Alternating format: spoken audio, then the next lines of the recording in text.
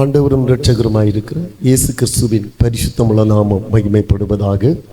ஆசீர்வதிக்கப்பட்டதான இந்த நாளிலும் இந்த நித்திய வெளிச்சம் தொலைக்காட்சி மூலமாக வந்திருக்கிற எல்லா நேயர்களுக்கும் இயேசுவின் நாமத்தினாலே வாழ்த்துக்களையும் நன்றியும் தெரிவித்துக் கொள்கிறேன். இதுக்கு பின்னால் உழைக்கிறதான கர்த்தருடைய ஊழியக்காரர் மற்றும் இருக்கிறதான சகோதரர்கள் யாவருக்கும் இயேசு கிறிஸ்துவின் இனிதான நாமத்தில் வாழ்த்துதலையும் நன்றியும் தெரிவித்துக் கொள்கிறேன். கர்த்தர் இவர்களை ஆசீர்வதிப்பாராக. ஜெபிப்போம். மகா பரிசுத்தமும் இரக்கமும் நிறைந்த எங்கள் அன்பின் பரலோக பிதாவே, ஆசீர்வதிக்கப்பட்டதான இந்த வேளைக்காக நன்றி செலுத்துகிறோம். நாங்கள் உம்முடைய திரு சமூகத்தில் வருகிறோம். பரிசுத்த பிதாவே, இந்த நேரத்திலும் பரிசுத்த தேவன் எங்களோடு பேசுவீராக. எம்முடைய கிருபை எங்களை முழுவதுமாய் தாங்கட்டும். உம்முடைய சிறைகளுக்குள்ளால எங்களை மறைத்துக் கொள்ளுவீராக. எல்லா துதி கனம் மகிமை உமக்கே செலுத்துகிறோம். இயேசுவின் நாமத்தில் ஜெபிக்கிறோம் நல்ல பிதாவே, ஆமென். கர்த்தருடைய பரிசுத்த நாமம் மகிமைப்படுவதாக. இந்த நாளிலும் நாம் சற்று நேர சிந்தைக்காக ஒரு வேத பகுதியை நாம் வாசிக்கலாம். ஏசாயா தீர்க்கதரிசியின் புஸ்தகம், அதனுடைய 64வது அதிகாரம் 4வது வசனம். ஏசாயா 64:4வது வசனம் இப்படி சொல்லுகிறது: தேவனே, உமக்கு காத்திருக்கிறவர்களுக்கு நீர் செய்பவைகளை நீரே அல்லாமல் உலகத் தோற்றம் முதற்கொண்டு ஒருவரும் கேட்டதுமில்லை, செவியால் உணர்ந்ததுமில்லை, அவைகளை கண்டதுமில்லை. ஆமென். ஆண்டவர் தீர்க்கதரிசி மூலம் சொல்லப்படுகிற வார்த்தை, தேவனே, உமக்கு காத்திருக்கிறவர்களுக்கு நீர் செய்பவைகளை நீரே அல்லாமல் உலகத் தோற்றம் முதல் கொண்டு ஒருவரும் கேட்டதில்லை, செவியால் உணர்ந்ததும் இல்லை, அவைகளை கண்டதும் இல்லை. அப்படியானால் காத்திருக்கிறவர்களுக்கு ஆண்டவர் வைத்திருக்கிற ஆசீர்வாதம், நன்மை உலக தோற்றம் முதற்கொண்டு ஒருவரும் அதை கண்டதில்லை, அதை கேட்டதில்லை, அதை உணர்ந்து கொண்டதில்லை. ஹல்லேலூயா. நாம் வேதத்திலே வாசிக்கும் போது ஒரு அருமையான நமக்கு ஆண்டவர் கொடுக்கிற வாக்கு தத்தம் தான் இந்த காத்திருக்கிறவர்களுக்கு தேவன் கொடுக்கிறதான நன்மை. காத்திருப்பு என்பது என்ன? காத்திருப்பது என்பது ஒரு செடி வளருவதற்கு முன் அதன் விதை மண்ணுக்குள் பல மாதங்களாக காத்திருக்கிறது. வெளியே பார்க்கும்போது அது ஒன்றும் நமக்கு தெரிவதில்லை. ஆனால் உள்ளே வேர்கள் ஆழமாக சென்று ஒரு பெரிய மரத்திற்கான அஸ்திவாரத்தை போடுகிறது. அதுபோல காத்திருப்பு காலத்தில் தேவன் நம்ம ஒவ்வொருடைய சுபாவத்தையும் மாற்றி நாம் அந்த ஆசீர்வாதத்தை பெற்றுக்கொள்ள தகுதியானவராக மாறும்போது அதை தேவன் வெளிப்படுத்துகிறார். ஹல்லேலூயா. அப்படியானால் தெய்வ பிள்ளையே, நாம் தேவ சமூகத்தில் காத்திருப்பது ஒருபோதும் வீண் போகாது. நாம் வீண் போகும்படி அழைக்கப்பட்டவர்கள் அல்ல. வீணாய் தெய்வ சமூகத்தில் காத்திருக்கிறேனே, நான் சொல்லுகிற காரியம், நான் நினைக்கிற காரியம் என் வாழ்க்கையில் நடைபெறவில்லையே என்று ஒருவேளை நீங்கள் சிந்தித்துக் கொண்டிருந்தால், இந்த பகல் காலம் உங்களுக்காகவே ஆண்டவர் சொல்லுகிறார், உன் காத்திருப்பு ஒருபோதும் வீண் போகாது. உன் காத்திருப்பு ஒருபோதும் நஷ்டமாகி போவதில்லை. உன் காத்திருப்பு நிச்சயமாய் நிறைவேறும். நீ எந்த விஷயத்துக்காக காத்திருக்கிறாயோ, எந்த விஷயத்தின் மேல நன்மை காண வேண்டும் என்று எதிர்பார்த்திருக்கிறாயோ, அந்த விஷயத்தின் மேல தேவன் உனக்கு நன்மையை கொண்டு வர அவர் சித்தமுள்ளவராய் இருக்கிறார். ஹல்லேலூயா. வேதத்தில் நம்ம பார்ப்போமே, ஆனால் சில விஷயங்களை நம்ம பார்க்க முடியும். தேவனுடைய சமூகத்தில் காத்திருக்கிறவர்களுக்கு தேவன் கொடுக்கிற ஆசீர்வாதம் நம்ம வாசிக்கலாமே. வேதத்தில் நம்ம வாசிக்கும் போது ஆதியாகமம் 22ஆம் அதிகாரம் அதனுடைய 13வது வசனம் நம்ம வாசிக்கலாம். ஆதியாகமம் 22ஆம் அதிகாரம் அதனுடைய 13வது வசனம் இப்படி சொல்லுகிறது: ஆபிரகாம் தன் கண்களை ஏறெடுத்து பார்க்கும்போது, இதோ பின்னாக புதரிலே தன் கொம்புகள் சிக்கி கொண்டிருந்த ஒரு ஆட்டுக்கடாவை கண்டான். அப்பொழுது ஆபிரகாம் போய் கடாவை பிடித்து அதை தன் குமாரனுக்கு பதிலாக தகன பலியிட்டான். இந்த சம்பவம் தெய்வ பிள்ளைகளை நம்ம எல்லாருக்கும் நிச்சயமாக தெரிந்திருந்த ஒரு வேத பகுதி. இதில் நம்ம பார்க்கிறோம், இந்த ஆபிரகாமுக்கு 75வது வயதில் ஆண்டவர் சொன்னார், நிச்சயமாக நான் உனக்கு ஒரு குமாரனை தருவேன். ஆமென். நான் உனக்கு ஒரு சந்ததியை தருவேன், அது பயங்கரமா இருக்கும் அப்படின்னு ஆண்டவர் சொன்னார். ஆமென். 75வது வயதில் வாக்குத்தத்தம் ஆண்டவர் கொடுத்திருக்கிறார். 25 வருடம் அவன் காத்திருந்தான்.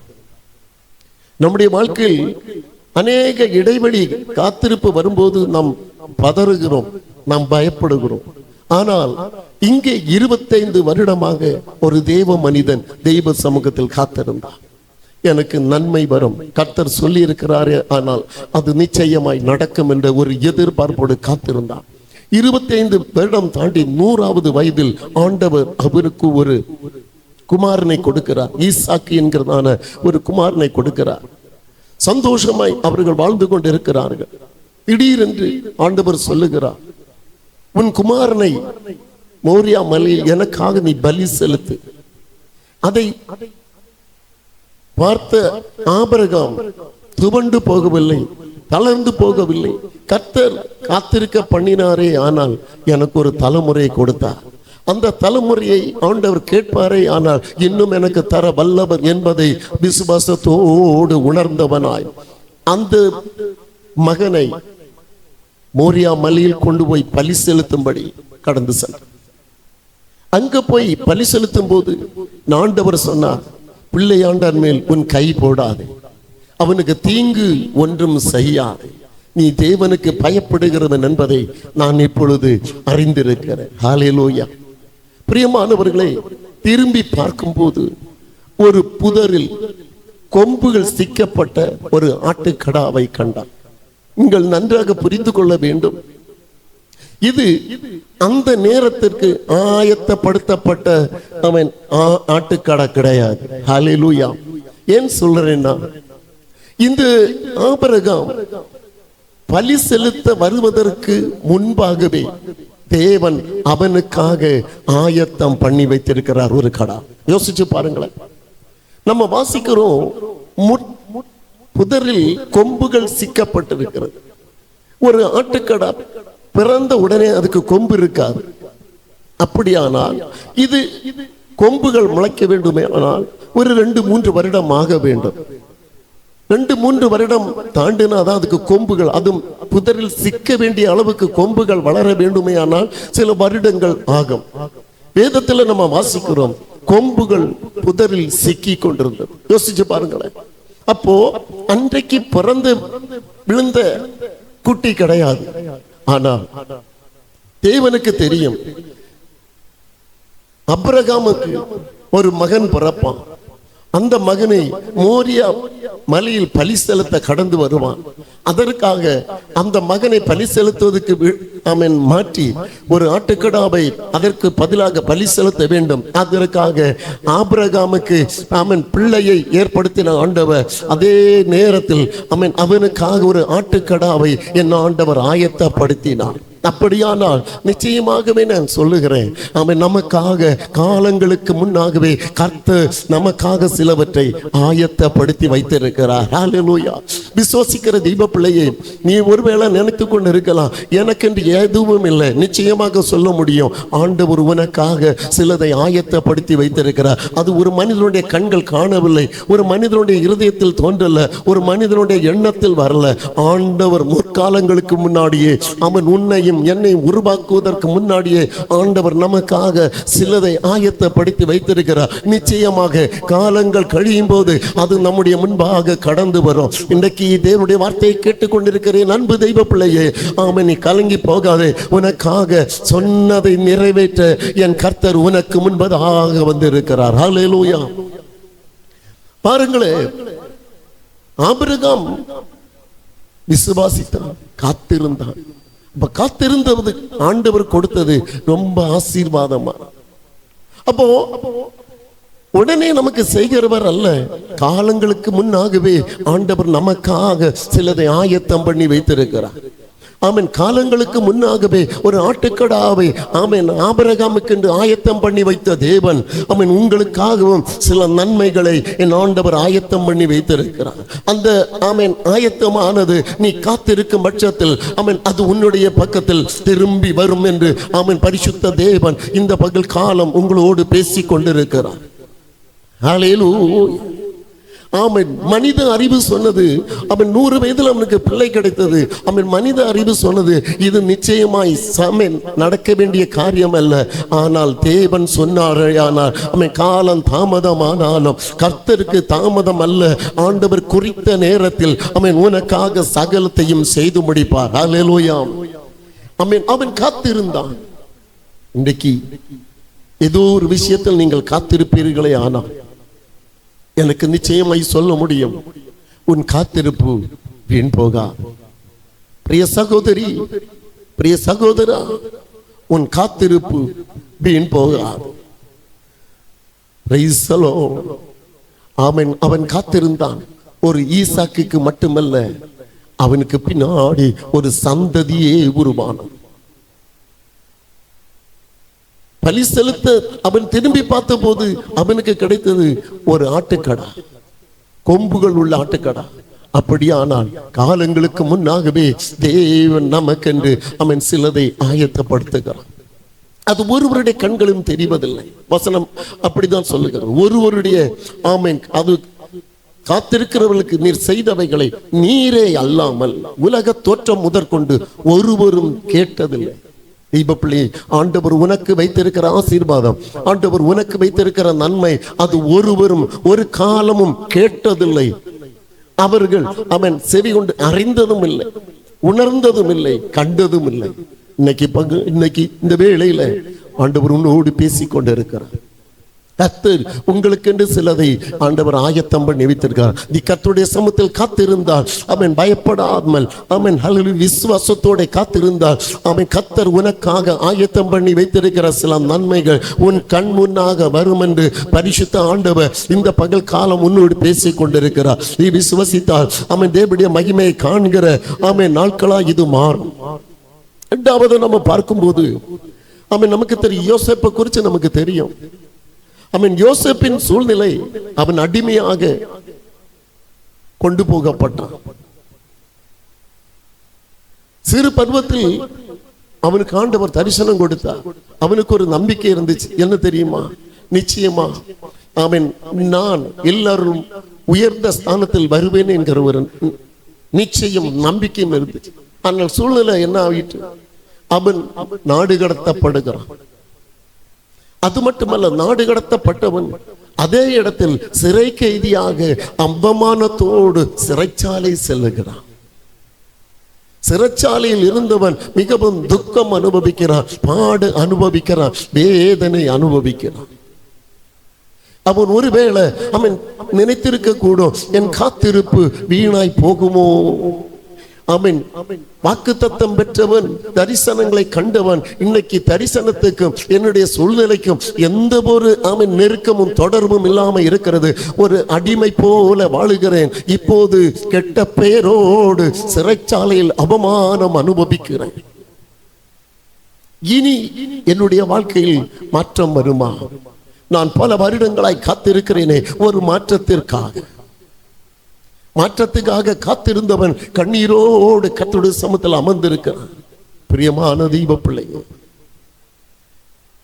காத்திருந்தவன் திடீரென்று ஒரே நாள் அவனுடைய சூழ்நிலை முழுவதுமாய் மாறி போன. யோசித்து பாருங்கள். ஒரு நாள் திடீரென்று பார்வோனுக்கு சொப்பனம் வருகிறது. சொப்பனத்தை அர்த்தத்தை சொல்ல ஒருவருக்கும் கூடாது. அப்பொழுதுதான் ஒருவன் சொல்லுகிறான், ஐயா, சிறைச்சாலையில் ஒரு நபரை நான் பார்த்தேன். அவர் எனக்கு காரியத்தை வெளிப்படுத்தினார். தீவிரமாய் யோசேப்பு அழைக்கப்பட்டான். தரிசனம் நிறைவேறும், நீ காத்திருப்பு வீண் போகாது. அவன் காத்திருந்தவன், சிறைச்சாலையில் காத்திருந்தவன், அவனை பார்க்கவோ அவனை பராமரிக்கவோ ஒருவரும் கிடையாது. ஆனால் திடீரென்று வார்த்தை வருகிறது, தீவிரமாய் அழைக்கப்பட்டான். தீவிரமாய் அழைக்கப்பட்டவன், தீவிரமாய் வஸ்திரம் மாற்றப்பட்டது. அவனுடைய சூழ்நிலை மாற ஆரம்பித்தது. ராமன் பார்வனுடைய முன்னாக கொண்டு நிறுத்தப்படுகிறான். பார்வனுக்கு முன்னாக போய் நின்றவன் சொப்பனத்தின் அர்த்தத்தை சொன்ன போது அவனுடைய வாழ்க்கை மாற ஆரம்பித்தது. யோசிச்சு பாருங்கள். ஆதியாகமம் 41ஆம் அதிகாரத்தில் அவனுடைய உயர்வை குறித்து நாம் அதுல பார்க்க முடியும். அவன் சொல்லுகிறான், பின்பு அதனுடைய 41:39 சொல்லப்படுவது, பின்பு பார்வோன் யோசேப்பை நோக்கி, தேவன் இவை எல்லாவற்றையும் உனக்கு வெளிப்படுத்தி இருக்கிறபடியால் உன்னை போல விவேகமும் ஞானமும் உள்ள வேறு ஒருவன் இல்லை, நீ என் அரண்மனைக்கு அதிகாரியாயிருப்பாய். யோசிச்சு பாருங்கள், அடிமைக்கு வந்த வாழ்வு. நீ என் அரண்மனைக்கு அதிகாரியாய் இருப்பாய், உன் வாக்கின்படியே என் ஜனங்கள் எல்லாரும் அடங்கி நடக்க கடவர்கள், சிங்காசனத்தில் மாத்திரம் உன்னிலும் நான் பெரியவனா இருப்பேன் என்றான். திரும்பவும் அவன் சொல்கிற 43 தன்னை 2ஆம் ரதத்தின் மேல் அவனை ஏற்றி தெண்டனிட்டு பணியுங்கள் என்று அவனுக்கு முன்பாக கூறுவித்து எகிப்து தேசம் முழுமைக்கும் அவனை அதிகாரியாக்க. அவன் சொல்லுகிறான், நான் பார்வன், ஆனாலும் உன் உத்தரவில்லாமல் தன் கையையாவது தன் காலையாவது அசைக்க ஒருவனாலும் கூட.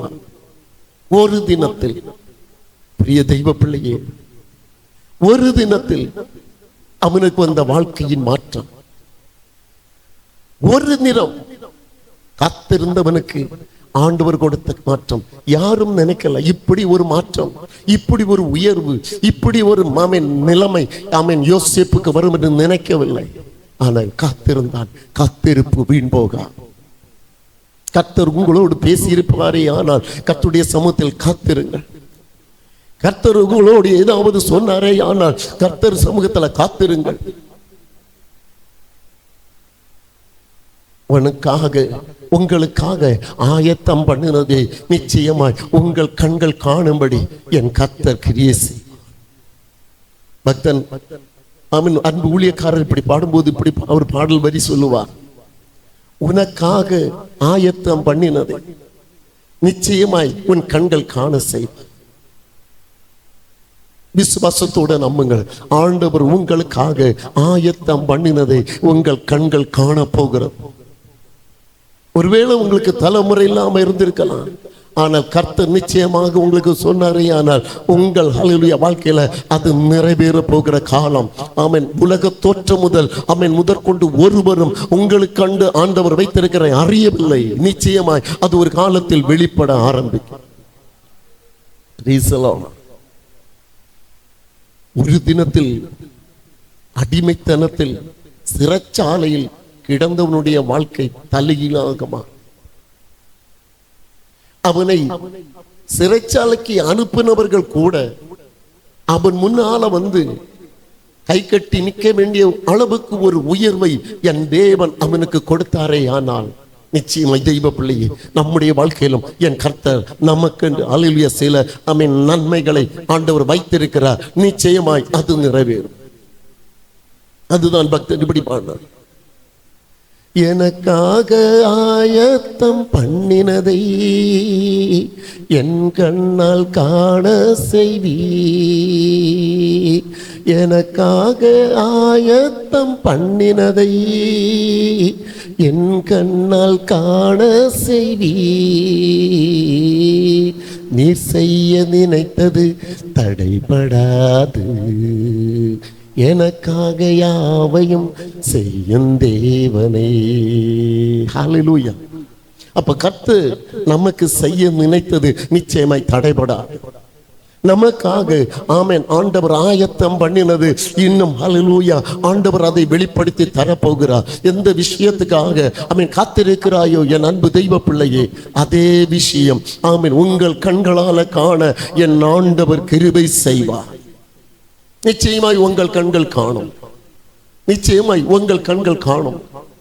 ஒருவேளை ஏதாவது ஒரு விஷயத்துல நீங்கள் வேதனையோட இருக்கலாம், அதற்கு முடிவு தெரியாமல் இருக்கலாம். வியாதியா இருக்கட்டுமே, இதுல ஒரு முடிவு எனக்கு தெரியல, ஹல்லேலூயா வாக்குத்தத்தம் இருக்கு, என்னால முன்னேற முடியல, அப்படி நீங்க சொல்வீர்களே. ஆனால் இன்றைக்கு வசனத்தை விசுவாசத்தோட நம்புங்கள். வசனம் சொல்லுகிறது ஹல்லேலூயா ஆண்டவர் முற்காலத்திலிருந்தே நமக்காக சிலதை ஆயத்தம் பண்ணி இருக்கிறார். ஒருவருடைய கண்களிலும் அது காணப்படவில்லை. Praise the Lord. Hallelujah. அவர் சொல்கிறார் பாருங்க, தெண்டனிட்டு பணியுங்கள். நீ தெண்டனிட்டு பணியுங்கள். உன் உத்தரவின் பேரில் அல்லாம ஒருவனும் தன் காலையாவது தன் கையையாவது அசைக்க கூடாது. எதுவுமே அசைக்க கூடாது. காரணம், உன்னுடைய உத்தரவின் பேரில் தான் அவர்கள் எதை செய்ய வேண்டுமானாலும் செய்ய வேண்டும். நினைச்சிருக்க முடியாதுல்ல யோசிப்புடைய வாழ்க்கையில. ஒற்றை நாள் அரண்மனைக்கு அதிகாரி பல நாட்களாய் காத்திருக்கிறேன். அன்பு தெய்வ பிள்ளையே, இந்த வார்த்தை உனக்கு தான். உன் சூழ்நிலையை என் தேவனால் மாற்ற முடியும். உன் வாழ்க்கையின் தரத்தை என் தேவனால் மாற்ற முடியும். நீ தேவனுடைய சமூகத்தில் காத்திருந்தால் உனக்கு வருகிற வாழ்க்கை ஆமென் வித்தியாசமாய் இருக்கும் என்று பரிசுத்த தேவன் இந்த வேளை ஆமென் உங்களோடு பேசிக் கொண்டிருக்கிறார். ஆமென். உங்களுக்காக ஆமென் ஆண்டவர் சிலதை ஆயத்தம் பண்ணி வைத்திருக்கிறார். ஆண்டவர் உங்களுக்காக அவன் சிலதை ஆயத்தம் பண்ணி வைத்திருக்கிறார். ஐயோ எனக்கு முடியவில்லை என்று அவன் நீ கண்ணீரோட இருக்கலாம். என்னுடைய வாழ்க்கையில மாற்றம் வரவில்லை என்று நீ கண்ணீரோட இருக்கலாம். ஆனால் வேதம் சொல்லுகிறது, கர்த்தர் உனக்காக ஆயத்தம் பண்ணினது நிச்சயமாய் அவன் அப்படியே வரும். அல்லேலூயா. அதுக்கு மாற்றமே இல்லை. ஆபிரகாமுடைய வாழ்க்கையில வந்த அதே மாற்றம் வருடங்களுக்கு முன்பதாக வருவான் என்கிறதான ஒரு எதிர்பார்ப்பு தேவனுக்கு இருந்தது. அதனால் அவனுக்காக ஒரு ஆட்டுக்கடாவை ஆயத்தம் பண்ணினார். தெய்வ சமூகத்தில் அன்பு மகனே நீ காத்திருப்பாய் என்கிறதான ஒரு நம்பிக்கையில் உனக்காக சிலதை காலங்களுக்கு முன்பதாக என் ஆண்டவர் ஆயத்தம் பண்ணி வைத்திருக்கிறார். நிச்சயமாக அது நிறைவேற போகிற நாட்கள் இதுவே. இப்பொழுதே தேவ சமூகத்தில் நீ நின்று கொண்டு ஆண்டவரை பார்த்து முழங்கால் படிட்டு சொல்ல போகிறாய், ஆண்டவரே நீர் எனக்கு ஆயத்தம் பண்ணினது உலக தோற்றம் முதற்கொண்டு ஒருவருடைய கண்களிலும் ஹல்லேலூயா காணப்படவில்லை. அப்ப உலக தோற்றம் முதற்கொண்டு அவன் ஒருவருடைய ஹல்லேலூயா கேட்டதும் இல்லை, ஒருவருடைய செவியில் உணர்ந்ததும் இல்லை, அவைகளை கண்டதும் இல்லை. யாரும் காணாத சில நன்மை, யாரும் காணாத சில ஆசீர்வாதம், யாரும் காணாத சில விடுதல்கள் உன் குடும்பத்தில் வெளிப்பட போகுது, உன்னுடைய வாழ்க்கையில வெளிப்பட போகுது. அவன் நீ அதை அனுபவிக்க போகிறாய். விசுவாசத்தோட ஆண்டவருடைய சமூகத்தில் ஹல்லேலூயா ஒப்பு கொடுக்கலாம். விசுவாசம் ஒன்று வர்த்திக்கட்டுமே, உன் விசுவாசம் என்று வெளிப்படட்டுமே. ஆபிரகாமுக்கு செய்தவர் நிச்சயமாய் உனக்கும் செய்ய வல்லவர். ஆபிரகாமுக்கு செய்தவர் நிச்சயமாய் சகோதரா சகோதரி ஆமென் பிரிய மாதாவே பிதாவே உங்களுக்கும் செய்ய வல்லவர். யோசேப்பை ஆமென் குப்பையிலிருந்து உயர்த்தின தேவன் உங்களையும் உயர்த்த வல்லவர். நீங்க கர்த்தருடைய சமூகத்துல உண்மையாய் காத்திருந்து கர்த்தருடைய சமூகத்தை நினைத்து கொண்டு இருப்பீர்களே, ஆனால் உங்க வாழ்க்கையில அவன் ஹல்லேலூயா சூழ்நிலைகளும் மாறி, உங்க கண்ணீர் மாறி, உங்கள் கதறல் மாறி, உங்கள் வேதனை மாறி, உங்கள் அவமானம் மாறி, உங்கள் நிந்தனை மாறி, ஹல்லேலூயா ஆண்டவர் செய்கிற காரியம் பயங்கரமாய் வெளிப்பட போகிற நாட்கள் இதுவே. நிச்சயமாய் எனக்கு சொல்ல முடியும், அநேக அனுபவங்களை பார்க்க முடியும். ஒன்றுமில்லாமையில் இருந்தவர்களை கர்த்தர் உயர்த்தின விதங்கள். ஆண்டவர் வாக்கு பண்ணினாரே, ஆனால் அவர் மாறுகிறவர் அல்ல, அதை வெறுக்கிறவர் அல்ல, அதை விட்டு கடந்து செல்லுகிறவர் அல்ல. அவர் சொன்னாரே, ஆனால் அது நிச்சயமா என் கர்த்தர் செய்வார், அவர் செய்து முடிப்பார். ஒன்றே ஒன்று, தேவனுடைய சமூகத்தில் நீ காத்திரு. உனக்கு கர்த்தர் சொன்ன வார்த்தை நிச்சயமாய் நிறைவேறும். கர்த்தர் உன் வாழ்க்கையில நிச்சயமாய் அற்புதங்களை செய்வார். உன் கண்கள் நன்மையானதை காணும். உன் கண்கள் தலைமுறை மேல் நன்மையானதை காணும். உன் கண்கள் தலைமுறை மேல ஆசீர்வாதத்தை காணும். ஒருவேளை உங்கள் பிள்ளைகள் படிப்பில் குறைவாக இருக்கலாம், கீழ்ப்படிதலில் குறைவாக இருக்கலாம். ஆமீன். நீங்கள் சொல்லுகிறது போல ஆமீன் அவர்களை எதிர்பார்த்த மாற்றம் வராமல் இருக்கலாம். ஆண்டவருடைய சமூகத்தில் காத்திருந்து ஜெபித்து பாருங்கள், கர்த்தர் உங்களுக்கு ஒரு மாற்றத்தை தருவார். காத்திருந்து ஜெபிக்கிறவனுடைய வாழ்க்கை மாறும். காத்திருந்து ஜெபிக்கிறவனுடைய ஆமீன் ஆசீர்வாதங்கள் மிகவும் உயர்ந்ததாயிருக்கு. நாம் கர்த்தருடைய சமூகத்தில் ஆமை ஜெபிக்க கடந்து போகிறோம். நாம் இருக்கிற இடங்களில் அப்படி கண்களை மூடி கர்த்தருடைய சமூகத்தில் நம்மை நாமே ஒப்பு கொடுத்து, அப்பா இன்றைக்கு வேதத்திலிருந்து சில காரியங்களை நாங்கள் கேட்டோம். ஆபிரகாமுக்காக என் ஆண்டவர் ஆசீர்வாதத்தை வைத்திருந்தேன். அவன் 100 வருடம் வரை வாழ்ந்தான். பிள்ளை இல்லாம இருந்தான். 100 வருடம் வரை பிள்ளை இல்லாம வாழ்ந்திருந்தான். ஆனா 100வது வயதில் அவனுக்கு என் ஆண்டவர் ஆசீர்வாதத்தை கொடுத்தேன். 100வது வயதில் தேவன் அற்புதத்தை செய்தேன். 100வது வயதில் அதிசயத்தை செய்தேன். காத்திருந்தவனுக்கு கர்த்தர் கொடுத்தது சாதாரண தலைமுறையில் பெரிய ஒரு தலைமுறையை என் ஆண்டவர் கொடுத்தேன். இன்னைக்கு அருமையான பிள்ளைகள், காத்திருக்கிற பிள்ளைகளுக்கு என் ஆண்டவர் அற்புதத்தை செய்யும்படியாக, அதிசயத்தை செய்யும்படியாக உங்க சமூகத்தில் வருகிறோம் பிதாவே. ஆமாண்டவரே, யோசேப்பு சிறைச்சாலையில் இருந்தான், அடிமையாயிருந்தான், சிறைச்சாலையில் இருந்தான், கண்ணீரும் வேதனையுமாய் இருந்தான். ஆனால் ஒரு நாளில் அவனுடைய காத்திருப்புக்கு அவன் பலன் வந்தது. அது ஹல்லேலூயா, அரண்மனைக்கு அதிகாரியாய், அவன் நினைத்து பார்க்க கூட இல்லாத அளவுக்கு ஒரு அரண்மனையில் ஒரு அதிகாரியாய் உயர்த்தப்பட்ட நிலைமை. காத்திருக்கிறவனுக்கு வரும் உயர்வு மிக மிக உயர்வானது, வித்தியாசமானது என்பதை இன்றைக்கு புரிந்து கொள்ளும்படி கிருபை செய்த எங்கள் பரலோகத்தின் நல்ல பிதாவே, உங்க திரு சமூகத்தில் நாங்கள் வருகிறோமே. என் தேவாதிதனுடைய மகிமையுள்ள கரம் இந்த இடத்தில் வெளிப்படுவதாக.